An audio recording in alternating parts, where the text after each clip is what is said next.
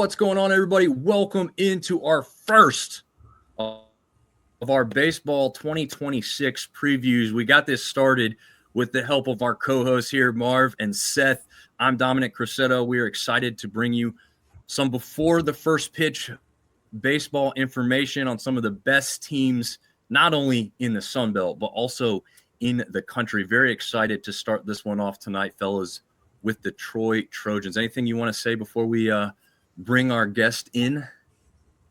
Man, excited to get baseball season started. We're kind of making a joke earlier that it doesn't feel like baseball season, but 10 days away. Yep, just 10 days. I think Seth's still falling out up there in Boone, right? Yeah, a little nippy up here, but just happy to be back with you boys. Let's do this thing. Yeah, absolutely. So without further ado, we are going to bring in one of the coaching staff at Troy and one of the best players in the country. We are welcoming Coach Ben Wolgamot and Blake Cavill to the show. Thank you guys very much for being with us tonight. Thanks for having us. Pleasure being here. I'm excited. Yeah, I think Marv has a question for you, Blake, to start it off, because he realized a little well, now we realize the accent, but I think Marv saw something earlier on the internet today that maybe we weren't quite all aware of before. Did I read that when you were growing up, you had a pet shark? I did, yes. All right, we got to hear about that. I actually had a tarantula last year. All right, what type of shark was a pet It shark? was a white shark, and her name was Shadow. Her name was Shark. Awesome. So, like in an aquarium in your house? It probably only got to about that big, and then I had to go to the RSPCA and do all that to let it go. That's awesome. Is that a normal thing in Australia to have a pet shark? No, I wouldn't say so. No. That's one of the coolest fun facts I've ever heard about anybody in any sport in Sunbelt or maybe just college athletics in general. So very cool. Now the tarantula, you said you had that on campus. Yeah. If you said you just last year? Yeah, I would actually bring it to the locker room before games. My next question was gonna be asking Coach if he was aware and had seen this thing. So I'm guessing that answer, Coach, is yes. Yeah, well aware. I mean, I think Blake is probably the most interesting man in college baseball, maybe even college athletics. But we are obviously very, very lucky to have him, his tarantula, his sharks, any and all animals he wants to keep. He's more than welcome to have. That's awesome. Any surprise animals coming to the dugout this year? Maybe just my puppy this year. Scaled it down just a little bit. Yeah. What kind of puppy is it? A Labrador. Her name's Harper. Oh, nice. Awesome. Very nice. I think all three of us are dog people here. So, Coach, you have a dog as well? We have two dogs, a boxer coonhound mix and a Rhodesian Ridgeback. So barely fits in the house, but she's there to protect. There you go. Nice. I love that. Seth, you want to get a question in here? Yeah, Blake, we've done a little bit of homework on you a little bit coming into tonight. It looks like you've done everything but play in the World Baseball Classic before you came over to the United States. Tell us a little bit about what you've been up to, how you found Florida, and then how you found Bowling Green, Kentucky. It really started the League World Series, then the 15s World Cup, 18s World Cup. I actually, after the 18s, I just Googled best American junior colleges, and Northwest Florida came up, and then maybe in a week and a half, I was committed, flew over 3 weeks later. The only person I knew was Doug Martin, the head coach, so knew nobody else. Then maybe a year later, WKU came around, did there for a year, and then now I'm home at Troy now, where it's the perfect fit for me. That's awesome. I'm Very sure nice. Troy is glad to have I'm glad to have Troy. It's funny. We tried the first time around, And we weren't the number one for Blake. So Blake, moved on and went to Western, and obviously they do a great job, but we were very thrilled to get him the second time around. And I think it's been a perfect fit. Very nice. So were you a part of that recruiting process the first time and the second time? We were. Well, we played Northwest Florida in the fall of 22, and that was our regional team. And they came in and they were really good. I mean, they had the Witherspoon brothers. They had obviously Blake and a bunch of other guys who were very, very good players who moved on, played Division I baseball, but also played professional baseball and were drafts. And Blake had he had 6 hits, which isn't shocking now knowing Blake, but I mean, he's got bumped for hits. He's getting base hits. He's stealing bases. And, Blake at the time, he wasn't necessarily, I don't know if I can, it wasn't like the most physically, wasn't the most physical presence. Right. And so we didn't know if it was a fit, but then he gets 5 or 6 hits. And we're like, what are we doing? Don't overcook this thing. Let's recruit the kid. Well, he comes on a visit. School's out of session. I think it's over Christmas break. And he decides to go to Western Kentucky, which was unfortunate, but obviously it worked out for him that year. And then he goes into the portal, and, we were cautiously optimistic we could get back into the recruiting process with him. And luckily we were, and moved at a decent speed. So we felt good about getting him wrapped up. And now we've had him for 2 years, luckily, with the extra year. Yeah, absolutely. I got a question on that. So obviously you're aware of him. You can't talk to him while he's at school. We're all aware of that. But how quickly do you have to get on Blake or anybody else you're going after in the portal? I mean, we know football seems like guys have deals in place before because of how fast they sign. I don't feel, or maybe it's just not as advertised, that baseball's quite that quick, but I don't know, maybe you can give us a little more insight about how fast that portal moves on the baseball side of things.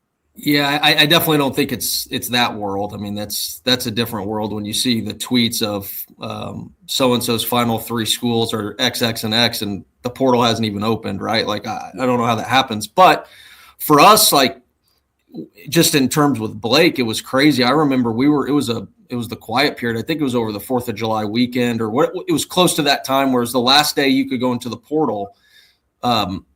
Blake went in, and I woke up, we have young kids, so we're up at, 5, 6 o'clock in the morning, and just habit at that time of the year is you look at the portal every chance you get. So you wake up, look at the portal, and you see Blake Cavill's name. And, I still had his phone number, so I shoot him. At that time, you don't care. It's 6 o'clock in the morning. I'm going to text him to see, hey, what's going on and where he is with everything.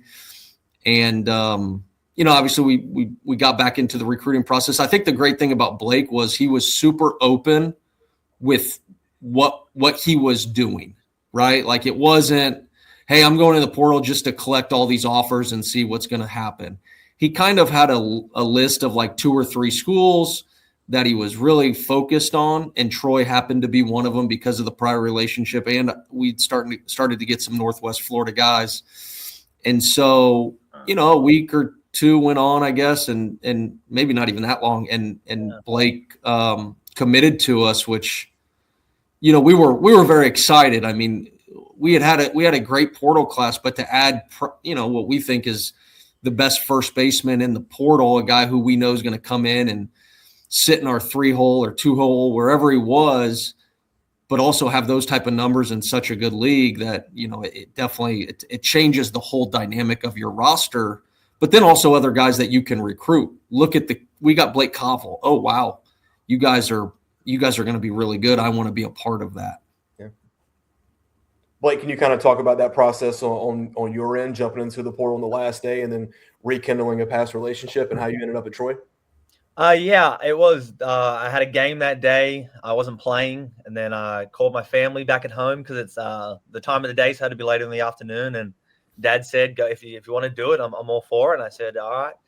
It probably did it about 6 o'clock at night, the last day, and then as soon as that happened, the phone started flooding a little bit. Then, as Ben said, the next day he reached out, and Knowing Troy's past, it was pretty cool. I had Brooks Bryan there. I met him, I think, maybe a week later after Ben texted me in the Cape. So that was cool knowing him and his potential. And you can see how good he is now. And not wanting that for myself, that's probably a huge part of the reason. They had multiple Northwest Florida players and Enjapola too, which is familiar faces because it's same conference. So I had all those guys there. Shane Lewis, who I knew from the year before, who was an absolute monster at junior college, and the season he put on at Troy as well, coming from junior college, that was probably a huge part of the reason why I came. Nice. Seth, I know you had a question about the Cape. Yeah. I'm going to go back to last year just a little bit if you guys don't care. Each week, the three of us would talk about, obviously this is Sunbelt baseball, and we would talk about Troy, Southern Miss, and Coastal. And those were our regional teams. And, we started getting closer to the end towards the tournament last year, the Sunbelt tournament. And I think you got the end of your schedule was just brutal. Was there just describe the feeling of, did you know it was going to be hard to get into a regional at that point? Were you shocked? Were you upset? What were the emotions towards the end of last year going into, the conference tournament? Yeah. Oh, you got it. No, you go. No, Blake, you got it. You go first. I'll go second.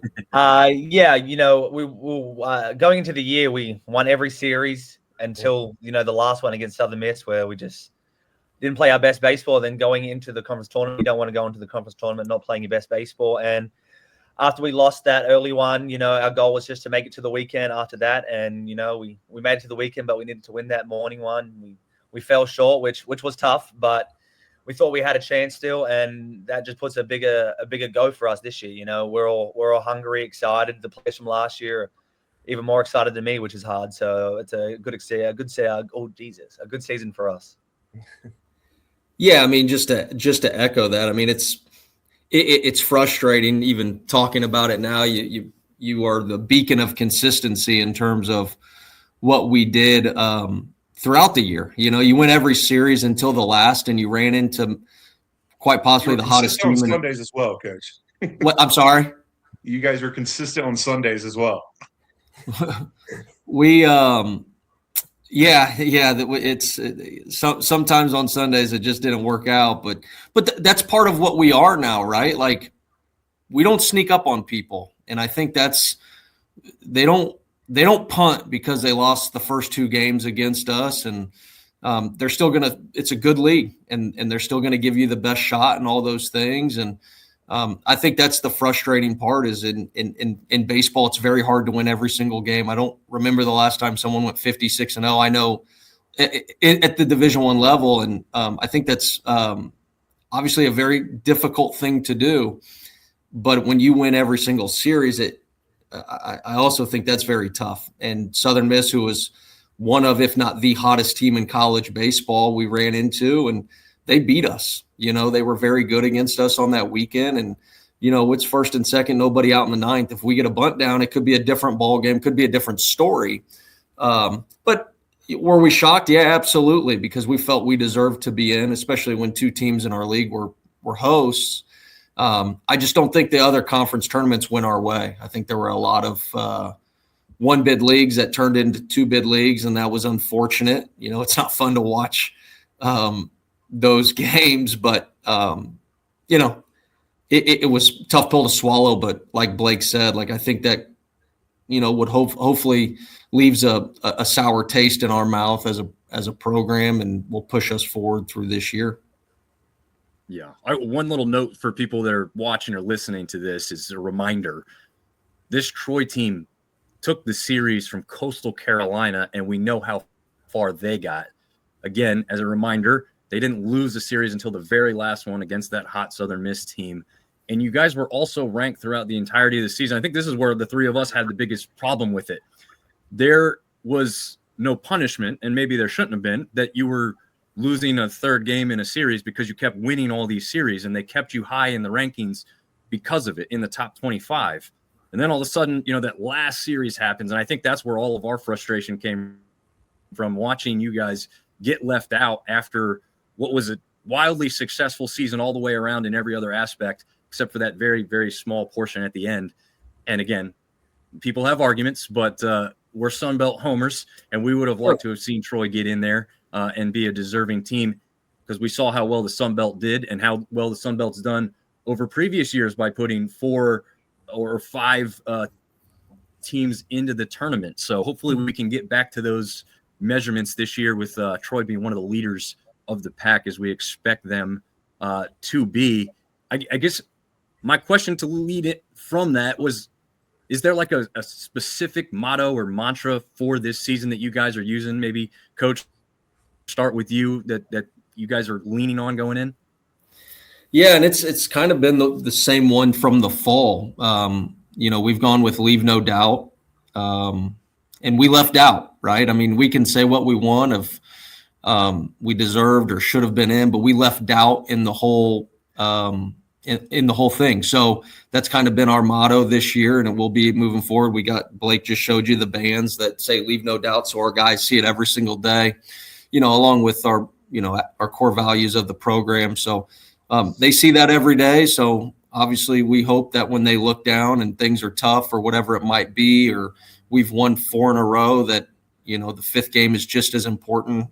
And so Skylar does a great job of, promoting that to our program and helping them understand what that means. They're not just words that go on a wristband that we all wear, but or on our practice plan every single day. But I think he speaks it into our team, so it helps them understand of not only what it means, but how do we do it. And I think our guys have taken that in and have shown a lot of that through the fall and through the spring. And obviously we're ready to play the game so that we can show that. Got a question for Blake and Coach. You can chime in on this too. Sunbelt, I just kind of wrote this down. 21 draft picks last year, 11 in the first 9 rounds. Like, there's some dudes in this league, right? Blake, is there a matchup or a pitcher that you're excited to see this year? And on top of that, just speak of the overall competitiveness of this league and all the talent that's in it. Coastal Carolina, DJ Carbone, that's probably one of the top tier guys in the league easily. That sinker, that 94 sink, it's a good pitch. I'm always excited to face the best guys, and I think he's probably one of the best in the league. He doesn't get talked about that much, but it's not a fun at bat for any left-handed hitter. Yeah. And what was the next part of the question? Just overall the talent in the league. I mean, coming from Australia, going to JUCO, going to Western Kentucky, and then coming into the Sun Belt, just your thoughts on the overall talent that you see every weekend, every stadium you show up in. Every game, each year the Sun Belt's getting better and better. It's the Fun Belt for a reason. You can go. We were talking about Arkansas State last year, Old Dominion. They're bringing out left-handers in the 5th, 6th inning, throwing 94, 96, just pump and shed. Even the bottom tier teams just as good as the top tier teams, and so. It's just a fun experience for a hitter. Each week you're going to go into a tough matchup no matter what, and if you just keep being consistent all year, it's going to end well for you. Quality at bats. I got one follow-up question for you real quick. You got walked 65 times last year. I think that was 3rd most in NCAA. You talked about the guys that you face. What makes you so hard to get out? I mean, your on base percentage is through the roof. Drawing 65 walks is not easy, and they weren't all intentional walks. Kind of, what is your approach at the plate that makes you so selective? Just getting on base, that's how you win games. And if I get on base, it helps my team behind me. Last year I batted 1, 2, 3, whatever spot in the lineup. If I'm on base for my team, that's my approach. So it's like, do whatever it takes to get on base for the team. Hit by pitches, walks. The approach is just to see the fastball, be on time for the fastball, see breaking balls up. Just do the right things and have quality at bats all day long. And if you have quality at bats, it's going to lead to success. So obviously we try to follow every team. So we know, a couple key players here or there. Who are the dudes that are going to, for Troy baseball this year? Obviously we wanted to have you on, Blake. I've been following Jimmy a little bit. Just tell us the dudes, when we flip the TV on, who's going to carry this team this year? I think today was Jimmy's first day without a home run in 6 games, if I'm being really honest with you. With Bodine out, is Jimmy considered the top catcher in the league now at this point? I don't see why he wouldn't be. He's incredible. Right. I think he's had 10 extra base hits in 4 or 5 games. He hits the ball 114. He's got a rocket behind home plate. He's incredible. Wow, I can't wait till people see what he's about this year. Hey, can you call him up real fast too? See if he can hop on real quick. No, it's interesting to hear you guys just, you guys love your teammates. It's interesting. I love hearing you guys talk about building each other up. Who else we got on here? Aaron Plasecki. Wait to see that man hit. That man is just incredible. Like, it'll be 0-2 count. It'll be a 96-mile-an-hour fastball inside, and it's cool, calm, and collected. Here's a slap triple down backside. You already know about Steve Meyer, Nico. You got Sean Darnell's back, Josh Pine, Houston Markham, Gavin Schrader. We have too many hitters for a 9-man lineup. Probably Caden Reeves, the freshman. That man hits the ball just as hard as Jimmy as a freshman. Jay Burroff. It's a big boy lineup this year. A lot of home runs, a lot of power, a lot of extra base hits. Should be a good year. Yeah, Coach, I think you guys probably from 1 to 9 might have one of the deepest batting orders in the league. Talk about your pitching staff a little bit. Who's a guy that's going to show up on the mound this year that people might not have heard of that's going to blow some folks away? Yeah, we've been fortunate. I think we've done a very good job in the portal for sure. This past summer, and summers before, but I think we really collected a lot of arms, and we needed a lot of arms. We lost a lot of innings off last year's staff.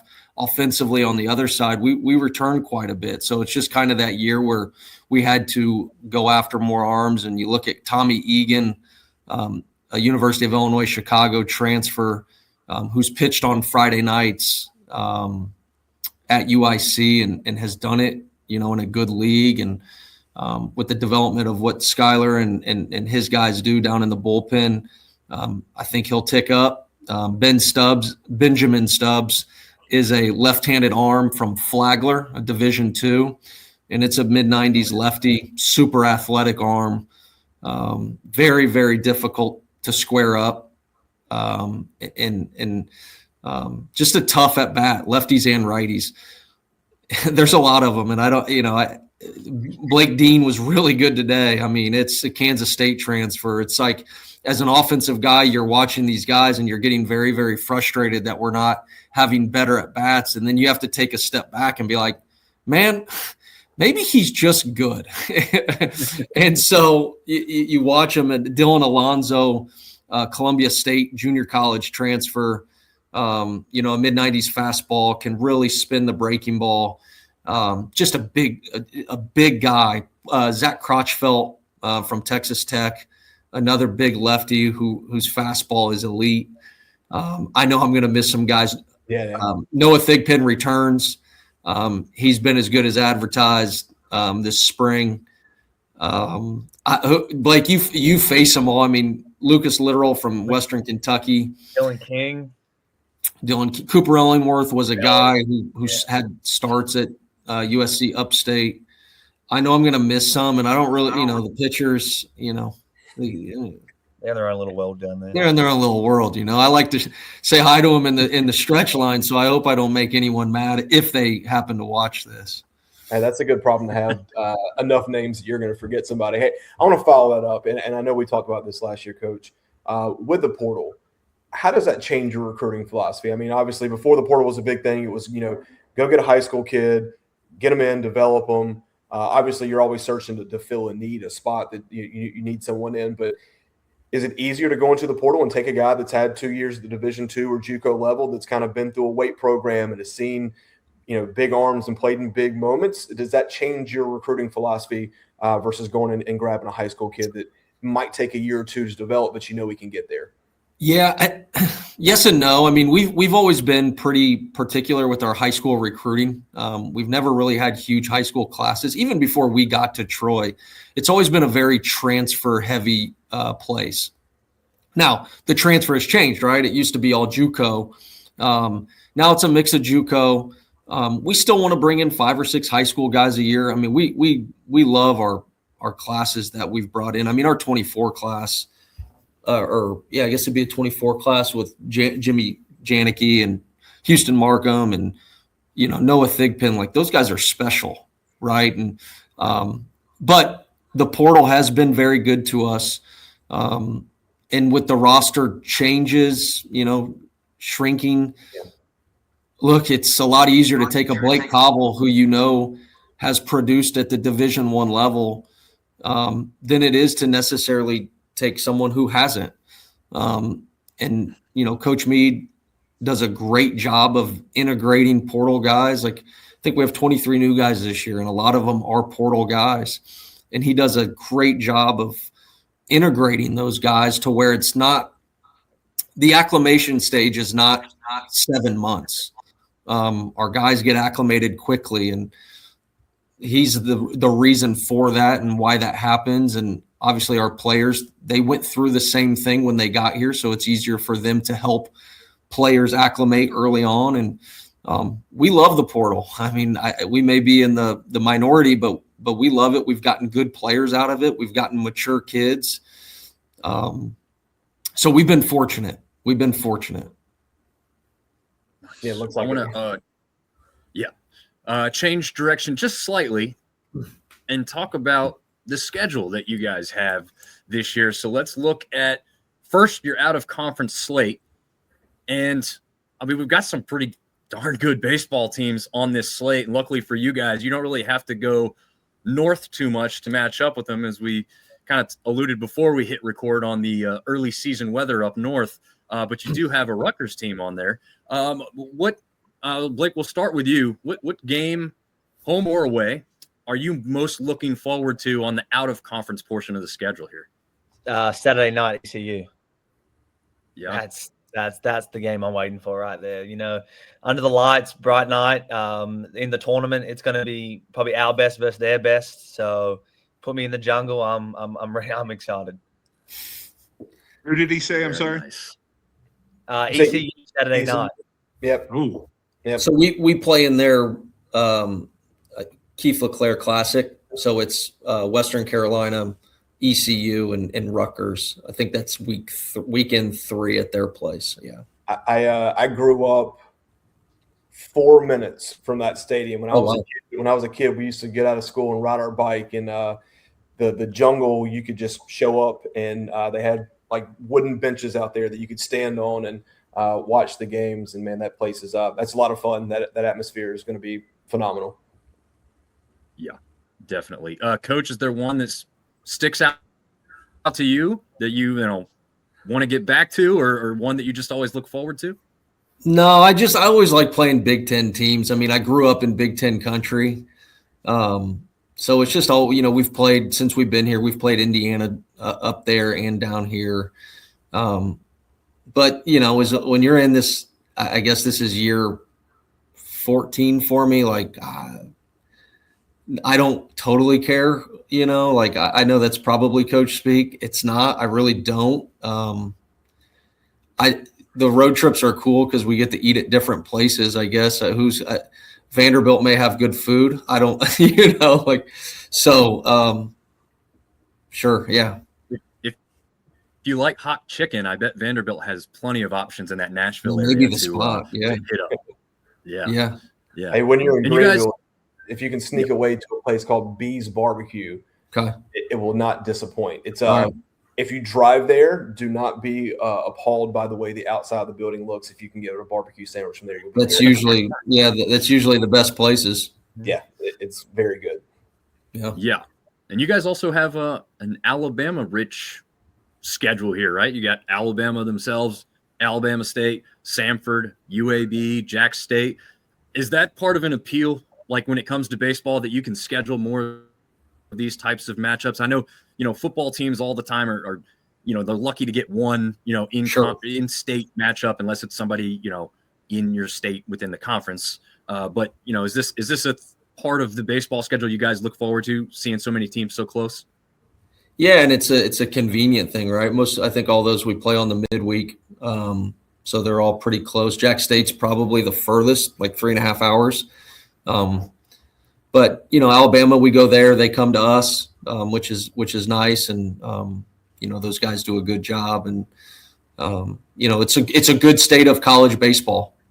I mean, Alabama State, Samford, UAB, Jack State, those teams are really good. And so, it's nice that we have that type of state where we can play different teams. We don't have to play the same ones 3 times. Like there's enough options to where we can do a home and a road or whatever it might be. So we're super fortunate on that.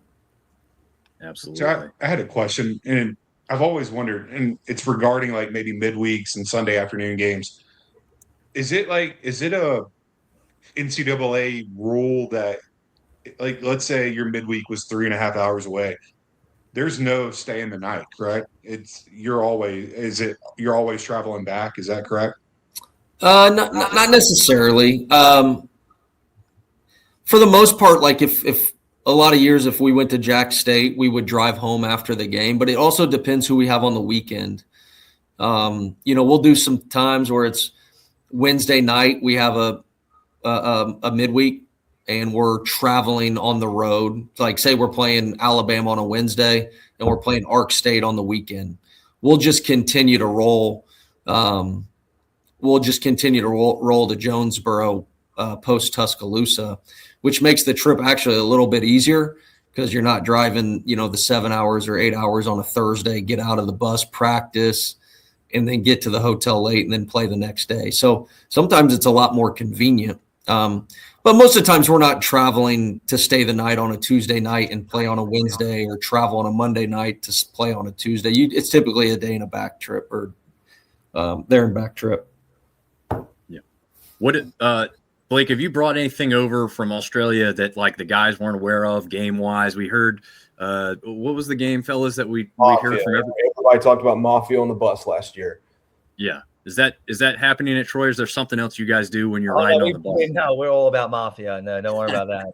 No. Every bus trip, you can have 30 minutes on the bus trip, and there will be 20 guys in ready to go, no matter what. Lights on, ready to go. Here we go. Always. Nice.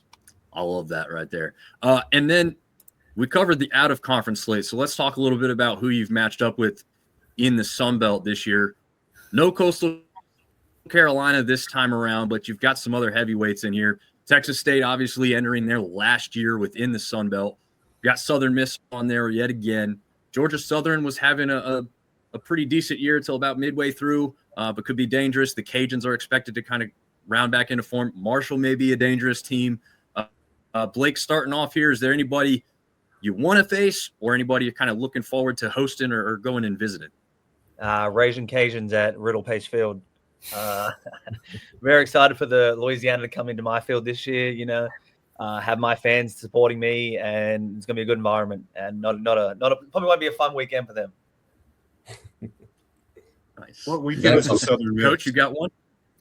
I don't, but I will say this: Marshall. I was at Western Kentucky with Marshall in Conference USA, and then they, I guess, followed me to the Sun Belt. And I play a lot of games at the YMCA field. So I am excited to see their new place because the YMCA field, that was a special place. But I've heard the new one is very nice. So I think that'll be a cool thing to see, just the difference from where it was to, I know it's not the same, place, but to what it looks like now. Because that YMCA, that was something. I want to have a follow-up question. And it might not be a team that's on your schedule this year, but in conference, obviously you're going to say you guys have the best home atmosphere, but what do you think is the best road atmosphere that you guys have faced, whether it's because of the talent of the team, the field, or just the fans? I've only been to probably quite a few because we didn't go to that many last year. But I'd say, I would have to say the Louisiana. They were pretty good fan base down there. Trying to think where else we didn't go to Southern Miss. I know they have a good fan base. We didn't go to Coast. Yeah, we didn't get the full effect of Old Dominion because we played at the Pro Park because they're doing their renovations. What week is Southern Miss this year? Ooh, it's early. I think it's like second week of conference. Yeah, it's early. Yeah. So after ODU, and then you got Alabama State on the midweek. It's a Tuesday, and then Southern Miss for those weekends set. Yeah. So. We say it all the time in the recruiting process. Like the cool thing about the Sun Belt is like every place is just a little bit different. Yeah. They all have their kind of unique stuff, right? We have Doubles Alley, which we think is the greatest place for a fan to watch a baseball game.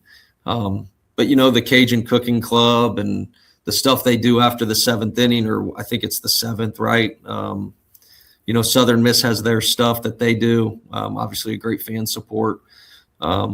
Texas State's, I think, it's a train down the first baseline, which they're not in the league after this year anyway. But like everyone, Monroe has the cookout down the line. Like everyone has their own little unique thing, which I think makes the Sun Belt, that much cooler than a lot of leagues, just because some of them don't have the uniqueness to their stands or stadium or whatever it might be. Yeah, absolutely. All right, we're gonna end here on a fun one. So not only is before you do that, season, I got a quick question, Dom. Okay, go ahead, Seth. We like to check in on our kids every now and then. What's our boy Mike Bello doing nowadays? Mikey Bello. Yeah, that's Marv's boy. University of Winthrop, I'm pretty sure. He's coaching at Winthrop.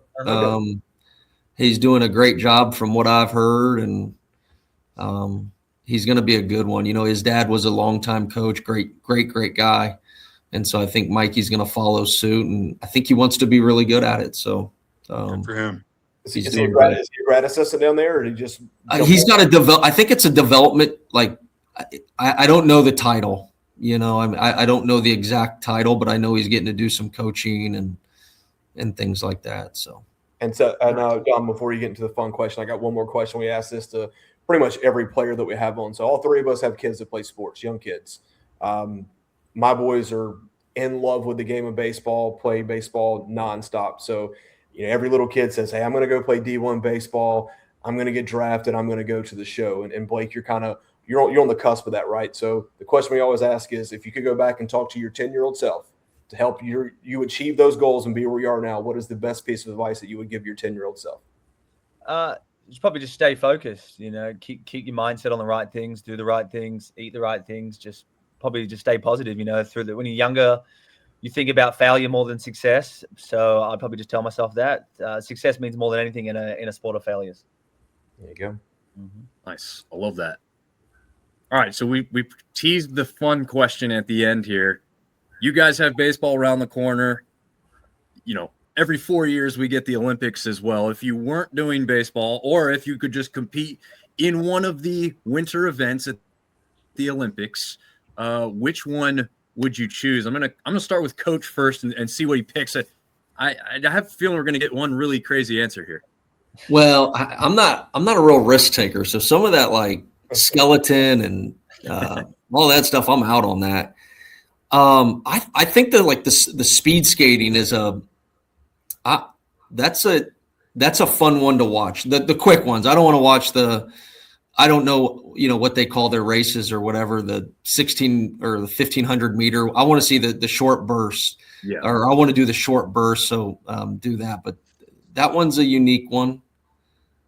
Yeah, I think I'll go with that one. I could see Blake doing curling. He would be very good at curling. I've got myself, Thigpen, and Zach Crotchfeld on the bobsled team. It looks like. Oh wow! Nice. I'm ready. I already have my We've got a schedule going. I can see it. There you go. You've got the Jamaican bobsled team from Cool Runnings, and now we're going to put the Australian leading. This makeshift team of bobsledders. Now I love it. I can see we're dangerous. Hey, better question. Dom, what are you doing? Me? You're playing hockey. That's an easy answer, probably. If I'm good enough to be on the roster, I'm playing hockey. I got to ask Coach. He picks skating. He says from the Northeast. I got to know, are you a skater? You've done it in the past? I'm Midwest. Okay. I did grow up playing ice hockey, and I find it crazy. And my mom would take us out to the local pond, and we'd skate on the pond. And I wouldn't in a million years do that now. Like that terrifies me, but it was so cold. That's what we did. And I actually took my kids ice skating in Huntsville, like, I don't know, a month ago. and they were a little, Dad got some credit. They were pretty blown away that I could ice skate. They grew up in the South. So, but yeah, I always enjoyed ice skating and all that stuff. Blake, you ever been on a set of skates? You've been ice skating? I mean, I've tried. I'm more of a Summer Olympics type person. That's why this one was interesting, because there's no real great easy answer. It's not like there's something really closely related to baseball as an option. So that's why I'm waiting for some guy to come out and be like figure skating. Just catch me totally off guard. I don't know if we'll get it, but you might. Yeah. You might. Oh man. Well, gentlemen, unfortunately, we're trying to keep this, wrapped up to some close time, because we have others we're getting to as well, because we want to preview what is, in our opinion, easily one of the top 4 conferences in college baseball. We like to say that the Sun Belt is not a mid-major conference. So I'm going to leave it up to you with this closing segment. If you guys want to shout anything out, tell people where to follow you on socials, especially Blake, being the player, everyone's going to want to watch and follow your journey from Australia to JUCO to Western to Troy to hopefully further and beyond. So let people know that stuff real quick, and then we'll say our dues. Josh Pine made sure that I had to mention him at least 3 times. He told me that earlier today. But just Instagram, Blake Cavill, and then Twitter is just Cavill Blake. Pretty simple. Nice. That doesn't surprise me about Pine. He's an Indiana Hoosier. He graduated from IU. And our other assistant, Coach Feynman's an IU guy, and they, as of recent, they want to make everything about themselves. And we've had enough of that around here. So, but no, yeah. Well, guys, I got nothing. Josh Pine's a great player. Everyone should watch Josh Pine play baseball. There you go. A great shout out to end it on. Immense good luck and journeying through the rest of the schedule coming up.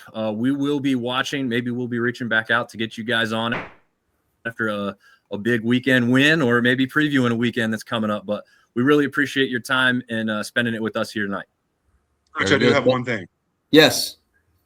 For some reason, I've been voted the guy to do this. We love promoting all Sunbelt baseball teams. So if you got any free shirts or any free gear, hats, anything like that laying around, shoot Dom, or Dom can shoot you those sizes. We'd love to support Troy baseball in here. We have a guy named Edgar Allan Joe, and we will have him get that to you guys. Sounds good. We appreciate That's a first team all name by It's Edgar Allan Joe. I have to get you the story, but yeah, absolutely. Sounds good. Yes. Well, guys, best of luck to y'all this season, and we'll be in touch. Thanks, guys. Appreciate it. Thank y'all.